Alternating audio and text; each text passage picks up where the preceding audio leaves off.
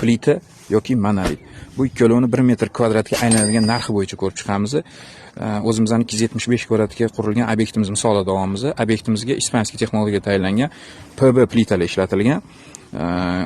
Oralari ochilmagan holatda hisobga olganimizda 42 ta har xil o'lchamdagi plitalar, dastavkasi, atrofidagi plita aviatsiya armatura xizmat haqlari bilan 80 million atrofida pul bo'ldi. 275 kvadratga bo'lganimizda 1 metr kvadratimizga 290 mingdan pul aylandi.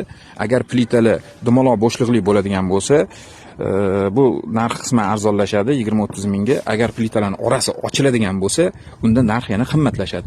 Monolit holatda hisob qiladigan bo'lsak, shu kvadratimizga 3 tonna 700 armatura ketyapti. 47 kuba taxminan beton, 17 sm hisob olganmiz. Sababi 5-6 metrlik prolyotlarimiz bor. Xizmat haqlari bilan qo'shganda 102 million pul bo'lyapti. 1 metr kvadratimizga monolitimiz 370 ming so'mdan aylanyapti.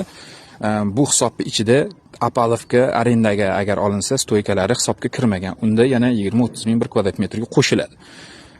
O'rtadagi farq 80 ming so'm bo'lyapti. Bizning obyektimiz misolida solishtirganimizda 22 million iqtisod bo'lyapti.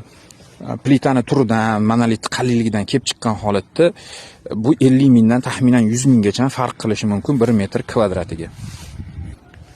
Ma'lumot foydali bo'lgan bo'lsa, plita yoki monolit qaysi birini qilaman degan tanlamayotgan odamga jo'natib qo'yamiz va videoga reaksiya bildiramiz.